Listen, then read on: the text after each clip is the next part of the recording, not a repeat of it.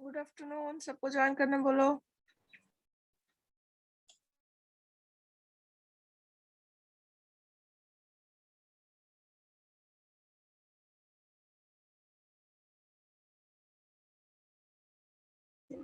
Good afternoon ma'am.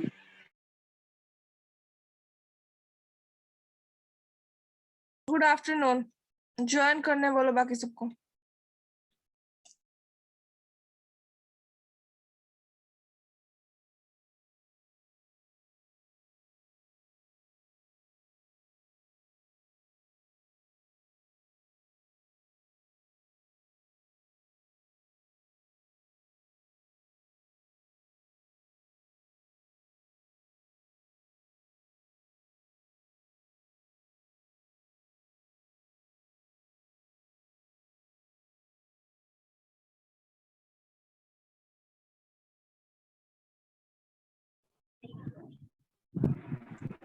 Good afternoon. Good afternoon.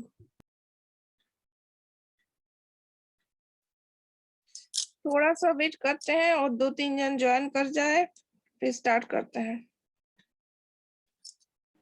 Ma'am fourth semester का digital communication खुल नहीं रहा है। एक्चुअली अभी मॉड्यूल में थोड़ा काम चल रहा है इसीलिए नहीं खुल रहा है। यस मैम, तो लैब वाला भेज दीजिएगा क्या व्हाट्सएप में या किसी में? अच्छा ठीक है, आज व्हाट्सएप ग्रुप में ही भेज देंगे तब। Yes ma'am.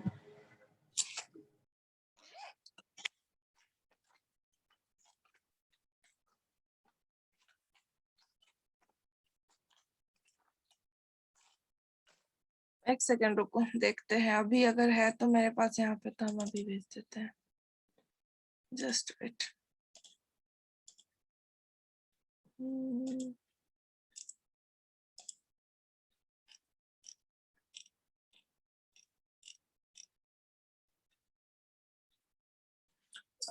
वेल, तुम्हारा डिजिटल कम्युनिकेशन का मैनुअल ना?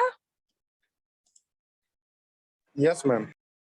ओके, जस्ट वेट, अभी भेज देता हूँ।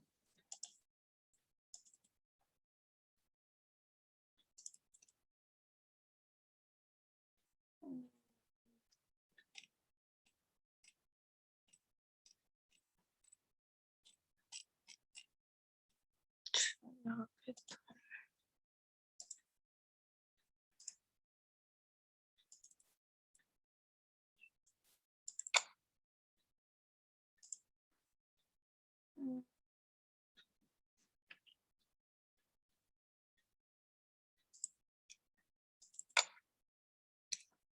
डिजिटल कम्युनिकेशन लैब मैनुअल, अच्छा अभी हम भेज देते हैं ग्रुप में।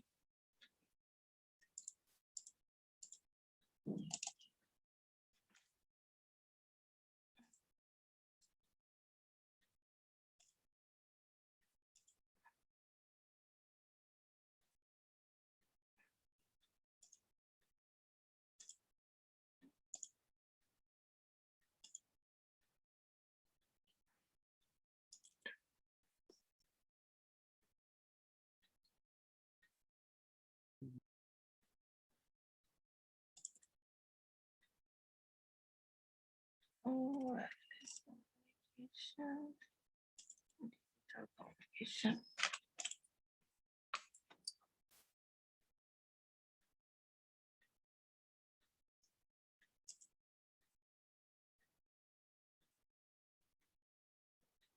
थोड़ा सा टाइम लग रहा है।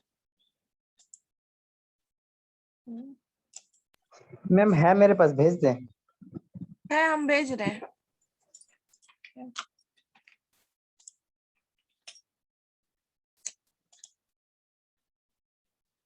भेज दे।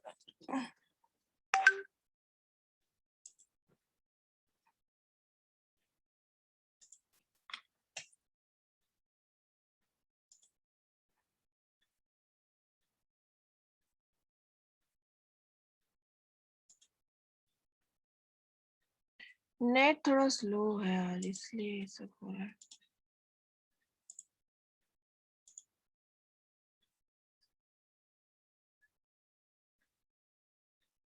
डेली तो बारिश होता है, उसके चलते नेट का प्रॉब्लम।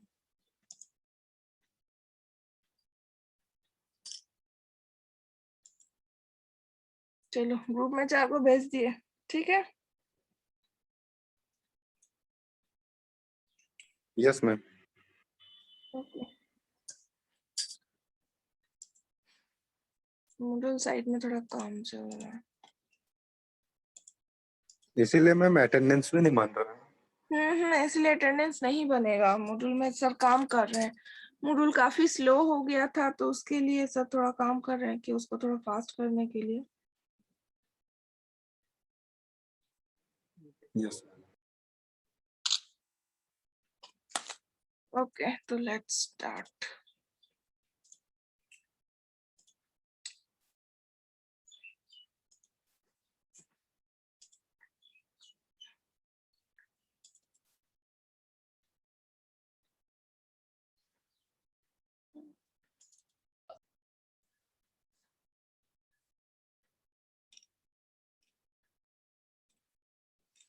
तो लास्ट डे हम लोग क्या कर रहे थे, हम लोग चैनल मतलब फ्रीक्वेंसी रियूज के बारे में देखे थे। अब फ्रीक्वेंसी रियूज तो हो गया। अब फ्रीक्वेंसी रियूज जो हम लोग किए, फ्रीक्वेंसी रियूज करने का हम लोग का जो मेन एम था,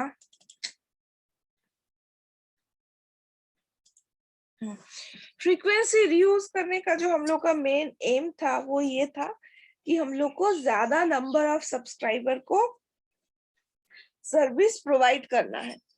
क्यों मीन सिस्टम का कैपेसिटी हम लोग को इंक्रीज करना है। और सिस्टम का कैपेसिटी हम लोग कैसे इंक्रीज पाएंगे कि जितना नंबर ज्यादा नंबर ऑफ सब्सक्राइबर का डिमांड रहेगा, उस डिमांड को हम लोग अगर पूरा कर पाए, या फिर ज्यादा नंबर ऑफ जो सब्सक्राइबर है उस सब्सक्राइबर को अगर हम लोग प्रॉपर वे में, या फिर हम लोग बोल सकते हैं कि जैसे उन लोग का रिक्वायरमेंट है उस अप टू द मार्क अगर हम लोग को सर्विस दे पाए, तो हम लोग बोल सकते हैं कि हम लोग जो सब्सक्राइबर का जो मतलब टारगेट है, या फिर सब्सक्राइबर का जो एम है, या फिर सब्सक्राइबर का जो डिमांड्स है, उस डिमांड्स को अगर हम लोग फुलफिल कर पाते हैं, तो उसके हिसाब से हम लोग बोल सकते हैं कि मेरा सिस्टम जो है, इस पर्टिकुलर सिस्टम का जो कैपेसिटी है वो मेरा इंक्रीज किया हुआ है।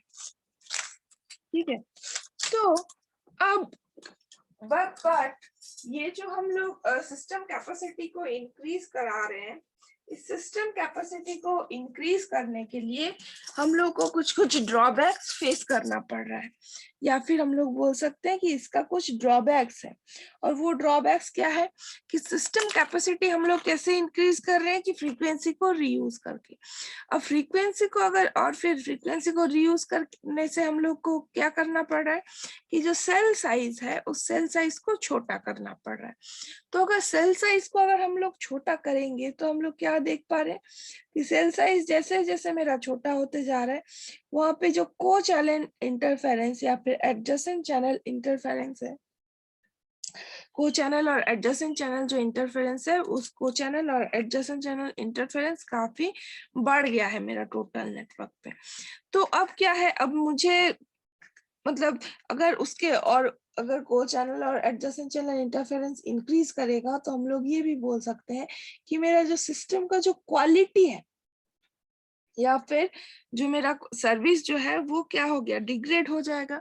क्योंकि अगर इंटरफेरेंस बढ़ जाएगा, तो इंटरफेरेंस बढ़ जाने से मेरा क्या क्या प्रॉब्लम है, क्रॉस कनेक्शन होने का ज्यादा प्रॉब्लम, कॉल ड्रॉप होने का ज्यादा प्रॉब्लम। कॉल ड्रॉप से भी बड़ा बात है कि क्रॉस कनेक्शन होने का प्रॉब्लम बहुत ज्यादा है। और क्या होगा कि जो मेरा कॉल का जो क्वालिटी है, कॉल का क्वालिटी भी डिस्टर्ब हो, मतलब मैटर करेगा। कॉल का क्वालिटी कैसे मैटर करेगा, जैसे इंटरफेरेंस होगा उसमें नॉइज का इंट्रोडक्शन होगा। बहुत टाइम हो सकता है कि किसी और का बात मेरे चैनल में घुस जाएगा। तो ऑल दीज आर प्रॉब्लम्स। लेकिन क्या है, अब मुझे, और अगर हम लोग ये सब प्रॉब्लम को ओवरकम करेंगे, सेल साइज को अगर बड़ा करेंगे, तो फिर मेरा क्या प्रॉब्लम है कि हम लोग ज्यादा नंबर ऑफ सब्सक्राइबर को सर्विस हम लोग नहीं दे सकते। तो इसीलिए हम लोग, अब टारगेट क्या हो गया, अब सर्विस प्रोवाइडर का टारगेट हो गया कि हम लोग को एक ऐसा लेवल ऑफ को चैनल इंटरफेरेंस में है लाना है, या फिर हम लोग को सेल साइज एडजस्ट करके। अच्छा, क्लियर है ना मेरा वॉइस? अगर नहीं सुनाई देगा तो हमको बोलना। हाँ, तो अब टारगेट क्या हो गया तुम्हारा जो सर्विस प्रोवाइडर्स है, मेरा सारे सर्विस प्रोवाइडर्स का अब टारगेट क्या हो गया कि को चैनल इंटरफेरेंस तो रहेगा ही, क्योंकि अदरवाइज हम लोग ज्यादा सब्सक्राइबर को या फिर मेरा जितना डिमांड है उस डिमांड को हम लोग पूरा नहीं कर सकते। First of all. Second of all क्या है कि अगर हम लोग ज्यादा सब्सक्राइबर को सर्विस नहीं देंगे या फिर ज्यादा अपना सिस्टम कैपेसिटी हम लोग इंक्रीज नहीं करेंगे, एक तो मेरा सर्विस कॉस्टली हो जाएगा, सेकेंडली रेवेन्यू मेरा जनरेट कम होगा, और कम रेवेन्यू जनरेट होने से सभी का घाटा, मतलब मेरा सिस्टम एफिशिएंटली वर्क नहीं करेगा, सिस्टम का मेंटेनेंस के लिए हम लोग खर्चा नहीं कर सकते। तो रेवेन्यू, कोई भी सिस्टम में रेवेन्यू जितना ज्यादा कलेक्ट होता है वो सिस्टम उतना ही एफिशिएंट वे में वर्क करता है। तो इसीलिए हम लोग क्या है कि चैनल का तुम्हारा जो चैनल रीयूज हम लोग कर रहे थे, जो फ्रीक्वेंसी मेरा रीयूज हो रहा था, और जो हम लोग सेल साइज को छोटा किए थे, उस कॉन्सेप्ट को हम लोग छोड़ नहीं सकते। तो अब क्या किया गया कि अब हम लोग को ये सोचना पड़ा कि अगर हम लोग को इतना सारा लिमिटेशन के अंदर में ही रहना है तो हम लोग को ये देखना होगा कि मेरा सेल साइज मिनिमम कितना होने से जो को चैनल इंटरफेरेंस का जो वैल्यू है, उस को चैनल इंटरफेरेंस का वैल्यू एक टॉलरेबल लिमिट में रहे, सो दैट कि सारे सो दैट कि मेरा जो कॉल ड्रॉप होता है, जो नॉइज में नॉइज का इंट्रोडक्शन हो जाएगा चैनल में, उसके बावजूद भी एक सर्टेन स्टैंडर्ड ऑफ कॉल्स चल पाए, या फिर कॉल्स का जो क्वालिटी है वो सर्टेन क्वालिटी मेंटेन हो पाए। तो इसीलिए हम लोग को यहाँ पे एक चीज कैलकुलेट करना पड़ता है, दैट इज को चैनल इंटरफेरेंस रिडक्शन फैक्टर। ठीक है, कि हम लोग कैसे कैसे हम लोग इस को चैनल इंटरफेरेंस जो है उसको हम लोग घटा सकते हैं, और उसी के ऊपर डिपेंड करके हम लोग को क्या करना पड़ता है कि कितना डिस्टेंस में हम लोग फ्रीक्वेंसी को रीयूज करेंगे, वो डिस्टेंस का वैल्यू हम लोग को जानना पड़ेगा कि कितना दूर में एक जगह पे अगर हम लोग कोई फ्रीक्वेंसी को यूज किए हैं तो उससे कितना दूर में या फिर कितना डिस्टेंस में हम लोग दूसरे सेल में उस सेम फ्रीक्वेंसी को हम लोग यूज कर पाएंगे। ठीक है, तो देखो क्या बोला जा रहा है। तो अभी इसके लिए हम लोग को कुछ पैरामीटर्स के बारे में कुछ पैरामीटर्स को कैलकुलेट करना पड़ेगा, और उस फैक्टर के वैल्यू से हम लोग डिसाइड कर पाएंगे कि दोनों सेल का सेम फ्रीक्वेंसी रीयूज करने वाला दोनों सेल के बीच में डिस्टेंस कितना होता है। The reusing an identical frequency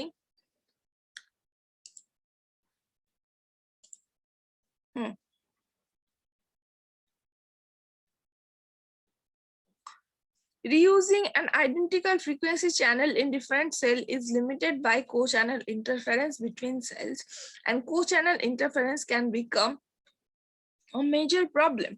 Obviously, हम लोग देख चुके हैं। Hence, we would like to find the minimum frequency reuse distance in order to reduce this co-channel interference. तो इसीलिए हम लोग को इस को चैनल इंटरफेरेंस को एक टॉलरेबल लिमिट में रखने के लिए या फिर उसको घटाने के लिए हम लोग को क्या करना पड़ेगा, to reduce this co-channel interference.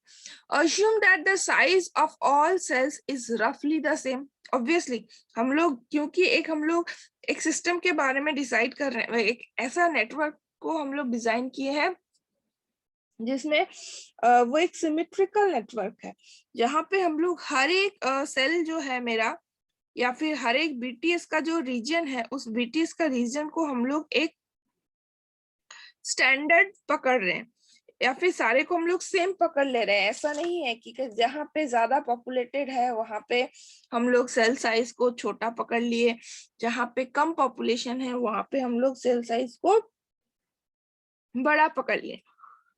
अभी तक मेरा जो कॉन्सेप्ट है उस कॉन्सेप्ट के वाइज हम लोग मेरा जो कोई भी जो मेरा नेटवर्क है या फिर जिस नेटवर्क के बारे में हम लोग सोच के ये सब कॉन्सेप्ट को ग्रो कर रहे हैं या फिर डेवलप करने का कोशिश कर रहे हैं, उसमें मेरा क्या है कि उसमें हम लोग ये पकड़ ले रहे हैं कि मेरा जो हर एक सेल है, उस हर एक सेल का जो एरिया है, कवरेज एरिया है, वो मेरा सेम है.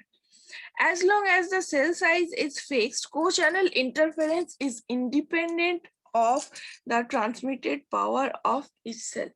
तो इसीलिए क्या है कि अब देखो transmitted power of each cell क्यों बोला जा रहा है.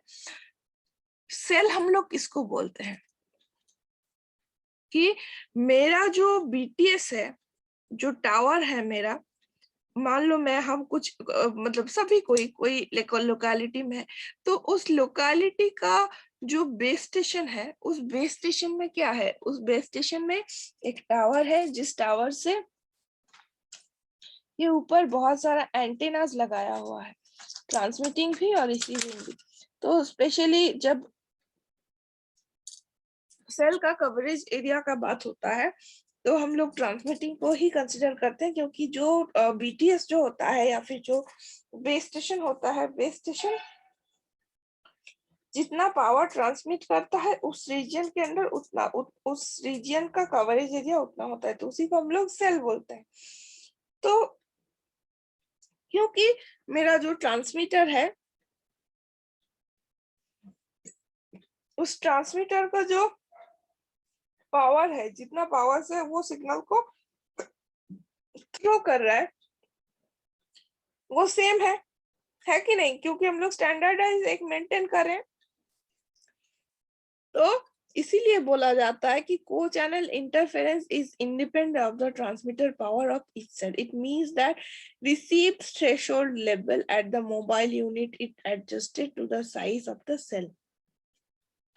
अब क्या है कि थ्रेशोल्ड को भी थोड़ा सेट किया जाता है कि सेल का साइज जो है उसमें थोड़ा बहुत, तो देखो थियोरिटिकली हम लोग बोलते हैं कि सेल साइज सेम है, लेकिन प्रैक्टिकली क्या होता है, मेरा जो जियोग्राफिकल टोपोग्राफी है उसके हिसाब से थोड़ा बहुत होता है कि मेरा सेल साइज जो है वो वैरी करता है. इनफैक्ट हर जगह में तुम्हारा जो मोबाइल्स है, जो भी डिवाइसेस हम लोग यूज करते हैं, वो डिवाइसेस का जो कैपेबिलिटी है वो भी सेम नहीं होता. देखिए किसी किसी फोन में जल्दी नेटवर्क आ जाता है, किसी किसी फोन में अच्छे से नेटवर्क नहीं आता है. तो जो डिवाइस का भी जो रिसीविंग एंटेना है, उसका जो सिग्नल का थ्रेशोल्ड का वैल्यू है, उसके ऊपर भी डिपेंड करता है कि को चैनल इंटरफेरेंस, ठीक है, कि सेम चैनल और वो जो डिवाइस है वो कैसे सिग्नल को रिसीव कर रहा है, वो कैसे उसके ऊपर रिएक्ट कर रहा है. तो ये सब फैक्टर भी जो है मेरा मैटर करता है.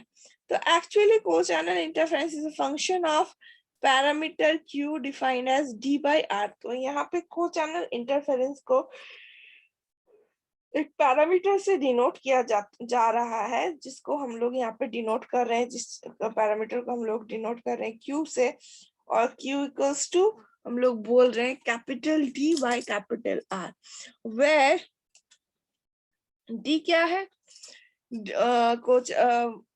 when the ratio Q increases, co-channel interference decreases. Furthermore, the separation of the equation D in a function Ki equals to C by I. तो देखो यहाँ पे क्या है, D मेरा क्या था, D हम लोग बोलते हैं, R क्या है, रेडियस है, और D क्या है, डायमीटर, ये है तुम्हारा पूरा जो डिस्टेंस है. तो इसीलिए जो सेल का रेडियस जो है, वो सेल का रेडियस को हम लोग R से यहाँ पे डिनोट कर रहे हैं. और उसके बाद जहाँ पे D का जो वैल्यू है, D का वैल्यू क्या है, D is the function where Ki is the number of co-channel interference cell in the first tier and Ci is the received carrier of interference ratio at the desired mobile receiver. अब क्या है कि जो D है वो function है, किस चीज का फंक्शन है, Ki and C by I. जहाँ पे क्या है कि मेरा जो को चैनल इंटरफेरेंसिंग सेल है, मतलब कौन सा सेल का पूरे नेटवर्क में हम लोग को देखना पड़ रहा है कि कौन से सेल में मेरा वो चैनल इंटरफेरेंस हो रहा है। और CI क्या है? CI equals to CY equals to it is the received carrier to interference ratio at the desired mobile receiver। तो जो मेरा क्या क्या बोला गया, जो मेरा मोबाइल रिसीवर मेरे पास है उसका जो वो कितना इंटरफेरेंस को टॉलरेट कर सकता है, वो जो वैल्यू है that is C/I। So this is the formula of C/I. In a fully equipped hexagonal shaped cellular system, there are always 6 co-channel intersecting cells in the first tier. तो यहाँ पे कुछ कुछ स्टैंडर्ड्स है, और वो स्टैंडर्ड क्या है, जो कि मेरा 6 मतलब अगर मेरा सेल अगर हेक्सागन है, तो अगर सेल मेरा हेक्सागन है तब क्या होता है कि there are always 6 co-channel interfacing cell। तो वहां पे हम लोग देखें कि मेरा जो 6 co-channel interfacing cell हमेशा होता है, मतलब अगर हेक्सागन है तो ऑब्वियसली 6 साइड में होगा। 6 साइड में होगा तो क्या होगा, उसका 6 कोना में जो मेरा उसका जो 6 आर्म्स है, 6 आर्म है, उसका 6 कोने में 6 गो इंटरफेरेंसिंग सेल होगा। तो बस उसी को ही यहाँ पे बोला गया है। So Ki equals to 6. The maximum number of Ki in the first year can be shown as 6. तो फर्स्ट ईयर मतलब जो पहला घेरा है, जैसे कि डायग्राम, हाँ ये देखो फर्स्ट है सेकंड है, ये क्या है, हम लोग एक क्लस्टर देखे थे। क्लस्टर में क्या देखे थे, जो बीच वाला सेल है उस बीच वाला सेल को हम लोग 1 पकड़े थे। अब उसके चारों ओर 6 गो अलग अलग सेल है कि नहीं। उसके बाद उसके नेबरिंग जो क्लस्टर है उसका जो बीच वाला सेल है वो कितना होगा, 6 कोने में 6 गो होगा, तो वो हो गया मेरा फर्स्ट टायर। सेकेंड टायर में क्या होगा कि वो जो सेकेंड लेयर है, टीयर मतलब यहाँ पे जो सेकेंड मेरा लेयर है, जहाँ पे फिर से 1 मतलब ये जो मिडिल वाला सेल है, क्योंकि यहाँ पे मिडिल वाला सेल को देके ही डिनोट किया गया है, तो इसीलिए ये कोई भी सेल हो सकता है। जैसे कि हम लोग क्लस्टर में देखे थे ABCDEFG करके 7 सेल क्लस्टर जो हुआ था, उस 7 सेल क्लस्टर में कोई भी सेल हो सकता है। ठीक है, तो this is the first year and this is the second year. फिर थर्ड जो है वो मेरा थर्ड ईयर हो जाएगा। तो ये पूरा नेटवर्क में अलग अलग लेवल्स का या फिर अलग अलग लेयर्स का बात किया जा रहा है यहाँ पे। Okay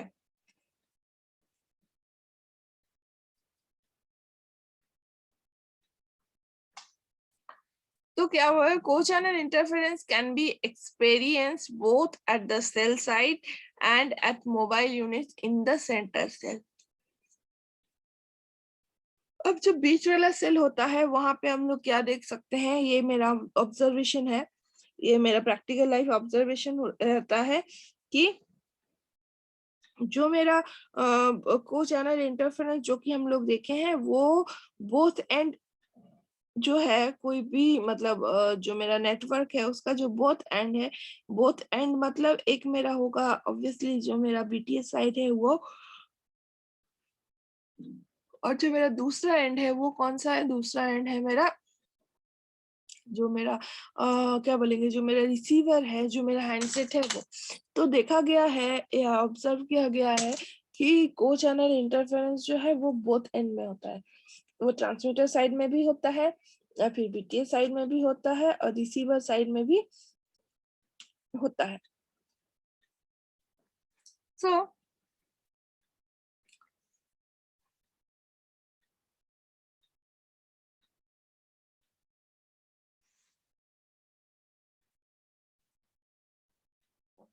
if the interference is much greater than the carrier to interference ratio at mobile unit caused by 6 interferencing sites, the same as CI received at the center cell site caused by interferencing mobile unit in the 6 cells।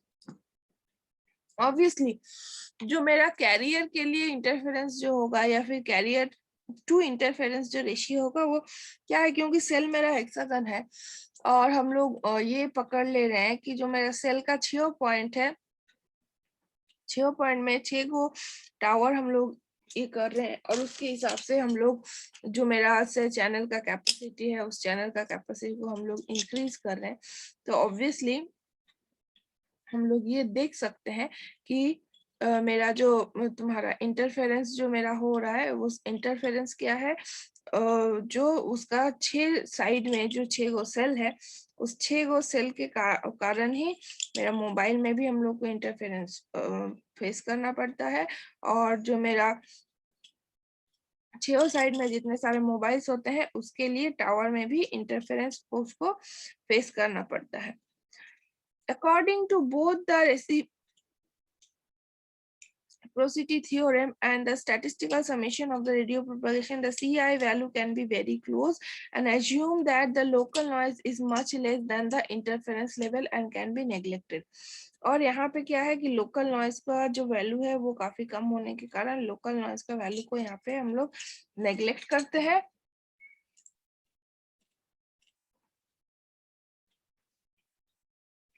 और CI का जो value है, it can be expressed as this, where gamma is the propagation path loss slope 5 determined by the actual terrain environment. जो मेरा देखो यहाँ पे क्या है कि कुछ कुछ कंसिडरेशंस लिया गया है, और उसके हिसाब से जो मेरा को चैनल इंटरफेरेंस का जो फैक्टर है, कि हम लोग को चैनल इंटरफेरेंस कौन कौन मैटर के ऊपर डिपेंड करता है, या फिर कौन कौन तुम्हारा पैरामीटर्स के ऊपर डिपेंड करता है, उसी चीजों को बोला गया है। So K1 is the number of co-channel interferencing cell and is equals to 6 in a fully developed system. Obviously हम लोग देखे हैं, the 6 co-channel interfacing cell in the second tier causes weaker interference than those in the first tiers. Obviously जो मेरा second tyre होगा, वो second tier मेरा क्या हो जाएगा, सेकंड टायर जो होगा वो उसका डिस्टेंस जो मेरा सेंटर से होगा वो काफी कम रहेगा अगर कंपेयर करेंगे हम लोग फर्स्ट ईयर के साथ या फिर फर्स्ट लेयर के साथ।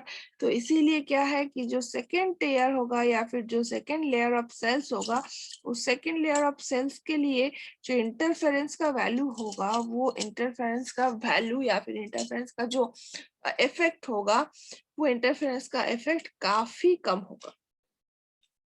Okay, therefore the co-channel interference from the second tier interference cell, उसके लिए ये वाला फॉर्मूला है, where Q and K is the co-channel interference reduction factor with kth co-channel interference cell। तो इसीलिए क्या हो जाएगा कि Q के अगर मेरा इंटरफेरेंस को रिडक्शन करना पड़ता है तो ये है interference reduction factor, this is, and उसके लिए D और R का जो वैल्यू है वो मेरा इट्स ऑलमोस्ट सेम। ठीक है, D क्या है मेरा distance between two cells and R is the radio of a single cell.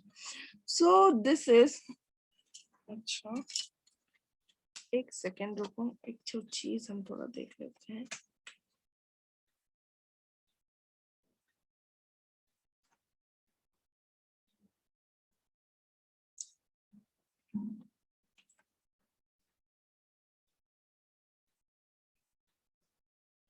So this is the co-channel interference reducing factor।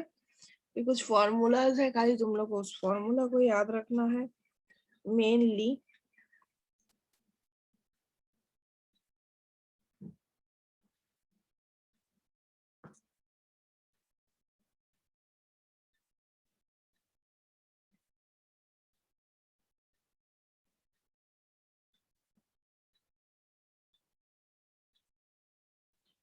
Okay, so now our next topic is cell splitting and consideration of components of cellular system. Okay, so this is all about co-channel interference. Next हम लोग देखेंगे cell splitting. This is cell splitting.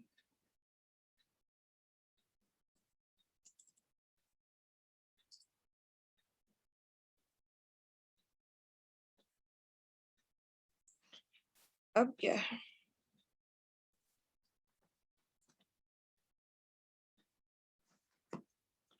अब जो next concept है that is the concept of cell splitting. मतलब मेरा जो एक सेल है उसको हम लोग अलग अलग पोर्शन में डिवाइड कर देंगे, या फिर उस जो मेरा सेल है या फिर सेल का जो रीजन है उसको हम लोग डिवाइड कर देंगे। स्प्लिट करना मतलब क्या है, डिवाइड कर देना। तो ऑब्वियसली अगर सेल स्प्लिटिंग का कोई भी फॉर्म कॉन्सेप्ट है तो उसका मेरा जरूरत या फिर नेसेसिटी क्या होगा कि ऑब्वियसली कि चैनल का कैपेसिटी को हमको और भी ज्यादा इंक्रीज करना है, और जो मेरा टोटल बैंडविड्थ है उस टोटल बैंडविड्थ को और भी एफिशिएंट वे में उसको हम लोग को यूज करना है, या फिर हम लोग बोल सकते हैं कि उसको रीयूज करना है। ओके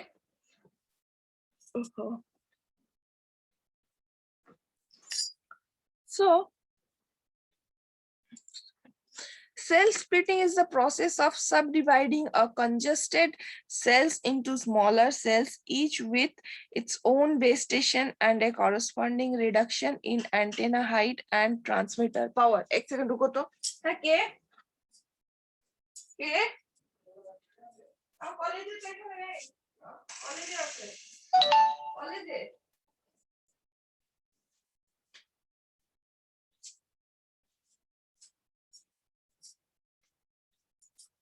हाँ। तो हम लोग क्या बोल रहे थे कि सेल स्प्लिटिंग जो है ये क्या है। ऑब्वियसली इसका नाम से ही हमको पता चल रहा है कि जो मेरा फंक्शन है या फिर जो कॉन्सेप्ट है वो क्या है कि सेल में अगर बहुत कंजेशन है या फिर बहुत ज्यादा नंबर ऑफ सब्सक्राइबर है तो उसको डिवाइड करने के लिए और सभी को प्रॉपर वे में सर्विस देने के लिए क्या किया जाता है कि सेल को अलग अलग पोर्शन में डिवाइड किया जाता है या फिर स्प्लिट किया जाता है। The cell splitting increases the capacity of a cellular system since it increases the number of times that channel are reuses. Obviously, अगर हम लोग और चैनल स्प्लिटिंग हम लोग देखेंगे कि हम लोग चैनल स्प्लिट जो करेंगे वो बेसिकली कैसे करेंगे कि जहाँ पे हम लोग पहले एक ओमनी डायरेक्शनल एंटेना लगाते थे उसकी जगह हम लोग क्या करेंगे, डायरेक्शनल एंटेनास लगाएंगे। और डायरेक्शनल एंटेनास का जो ये होगा, डायरेक्शंस होगा, उसको ऐसे इस तरीके से रखा जाएगा कि जो इंटरफेरेंस है इंटरफेरेंस भी उतना ना हो, लेकिन सभी को सेम चैनल में ही उन लोग ये कर पाए। तो इसीलिए क्या बोला जाता है कि जो ऑब्वियसली सेल स्प्लिटिंग जो हम लोग करेंगे उससे क्या होता है कि जो मेरा सिस्टम है या फिर जो मेरा नेटवर्क है उसका जो कैपेसिटी है वो कैपेसिटी इंक्रीज होता है, और उसके साथ साथ जो मेरा क्या है कि जो चैनल और ऑब्वियसली हम लोग सारे जो चैनल्स मेरे पास है उस सारे चैनल्स को हम लोग उतना एफिशिएंट वे में रीयूज कर सकते हैं। And bye defining new cells which have a smaller radius than the original cell, by installing these smaller cells between the existing cell, capacity increases due to the additional number of channel per unit area. Obviously कोई भी area में जितना channel पहले होता था cell splitting के लिए उससे ज्यादा उन लोगों को मिलेगा, तो उसके लिए क्या होता है कि जो सर्विस है क्वालिटी है वो भी इम्प्रूव होता है। जो मेरा सर्विस का जो मतलब क्या बोलेंगे जो नंबर ऑफ सेल्स है जो कैपेसिटी है वो भी इंक्रीज होता है। Why splitting? The motivation behind implementation of cellular mobile system is to improve the utilization of spectrum efficiency. Obviously, जो सारा चीज हम लोग यूज सोचते हैं जब भी हम लोग सिस्टम कैपेसिटी या फिर नेटवर्क के कैपेसिटी के बारे में सोचते हैं, तो मेरा एक्चुअली बेसिकली जो मेरा बेसिक लिमिटेशन रहता है जो मेरा नेटवर्क है उसका उस बेसिक लिमिटेशन क्या है कि जो मेरा बैंडविड्थ है या फिर जो मेरा स्पेक्ट्रम है वो स्पेक्ट्रम लिमिटेड है। जो मेरा मेन रिसोर्स है वायरलेस कम्युनिकेशन सिस्टम के लिए या फिर मोबाइल कम्युनिकेशन सिस्टम के लिए, तो वो जो मेरा मेन रिसोर्स है दैट इज द स्पेक्ट्रम। वो क्योंकि मेरा स्पेक्ट्रम जो है वो मेरा लिमिटेड है तो उस स्पेक्ट्रम को बहुत एफिशिएंटली हम लोग को यूज करना पड़ता है। उस स्पेक्ट्रम को हम लोग को अगर मेरा नेसेसिटी ज्यादा है, मुझे ज्यादा लोगों को अगर सर्विस देना है तो उस स्पेक्ट्रम को ही हमको रीयूज करना पड़ता है और उसको बहुत एफिशिएंटली यूज करना पड़ता है। The frequency use scheme is one concept and cell splitting is another concept. When the traffic density starts to build up, and the frequency channels Fi in each cell Ci cannot provide enough mobile calls, the original cells can be split into smaller cells. समझ में आया कि जब मेरा demand ज्यादा है तब क्या है कि हम लोग को क्या करना है कि जो मेरा फ्रीक्वेंसी सेल है, कोई भी जो मेरा सेल्स है उसका जो फ्रीक्वेंसी चैनल्स है पर सेल, उसको क्या करना है कि हम लोग को एनफ नंबर ऑफ मोबाइल्स को सर्विस देने के लिए उसको हमको रीयूज करना है. In original radius, there are two ways of splitting, and the original cell site is not used while in the figure. तो ये इसलिए क्या है कि न्यू सेल को हम लोग को एक सेकेंड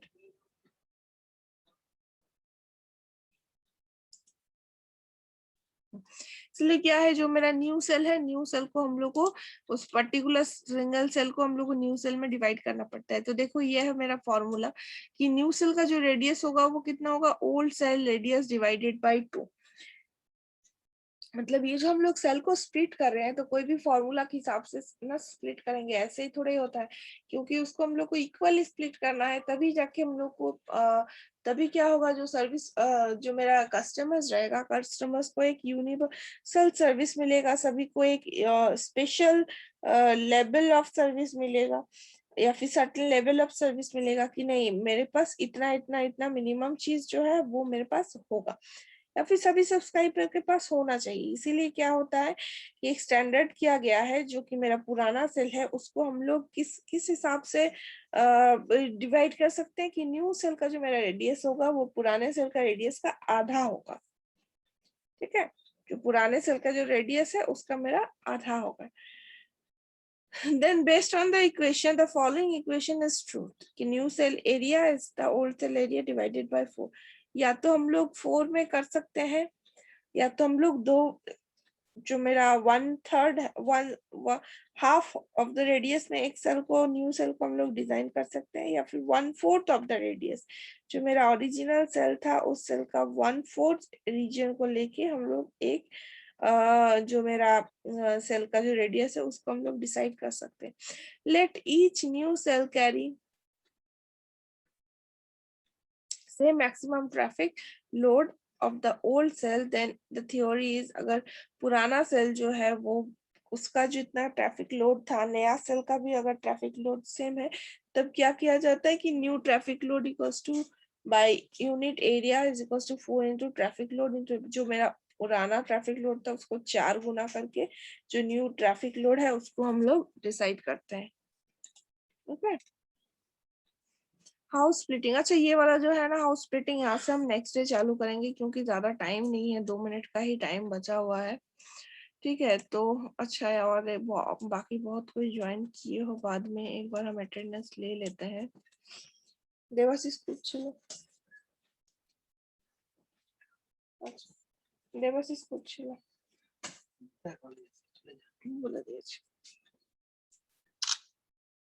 अच्छा मॉड्यूल ठीक होने पे तब ना तुम लोग का जो सेकंड हम कब से मतलब तैयार करके रखे हैं क्विज, वो क्विज उसके बाद ही लेंगे. ठीक है, आई होप कि आज ही या कल तक ठीक हो जाएगा मॉड्यूल, तो उसके बाद ही लेंगे. किसी को कोई क्वेरी है?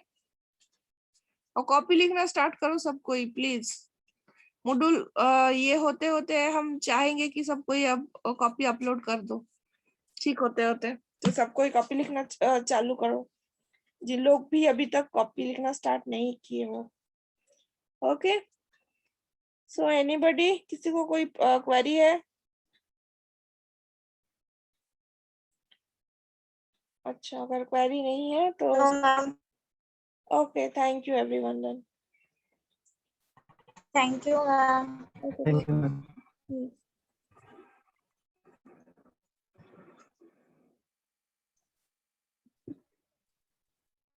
ठीक है, तुम लोग लीव कर सकते हो.